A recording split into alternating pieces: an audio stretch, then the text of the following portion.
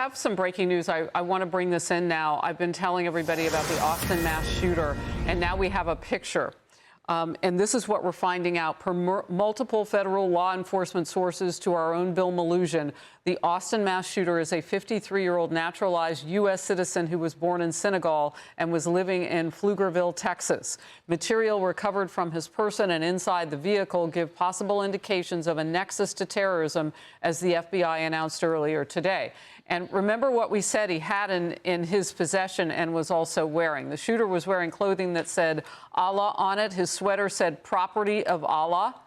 And there's also known to be an undershirt with an Iranian flag and other materials inside. And remember what Representative Michael McCall of Texas just told me last hour. He said, Harris, in my own backyard, just last night, we had an event that possibly could have been terror-inspired right here in Austin, Texas. This is what he was talking about.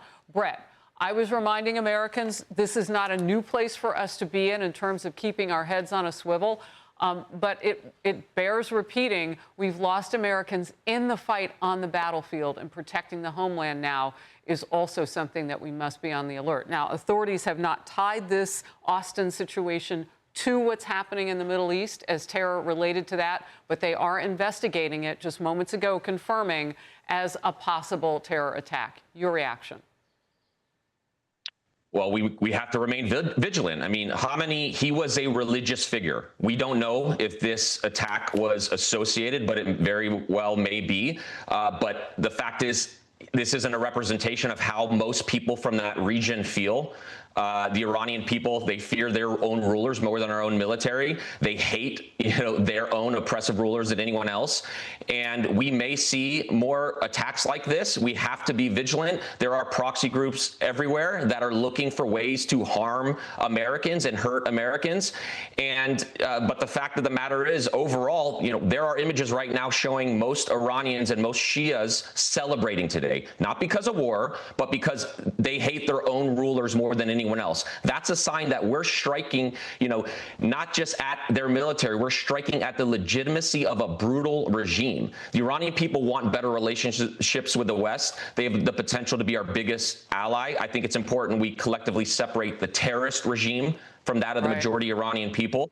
These people have spent decades, trying to hurt us. And so the fact is, again, we just need to remain vigilant in the wake of these strikes. Look, I don't want to make too much out of this because the FBI and federal authorities have to do their jobs and tell us what the facts are with this particular case. But you are looking at on your screen right now the man that they suspect to be the Austin, Texas shooter. And he is 53 years old. And I don't know if you had seen this as well. There were all sorts of descriptions about age, but now we know some specificity. He's 53-year-old American citizen, naturalized, originally from Senegal. He is wearing a sweater, and you can see here a sweater that says "Property of Allah" with an undershirt in the Iranian flag. I want to ask you about this. We had a tremendous amount of people come across the border, and I can't ignore this, because this is just fact, Brett. There are a lot of people in this country, we don't know if they're being radicalized. Maybe some came in and they participated in that or led the way or have become something different while they're here.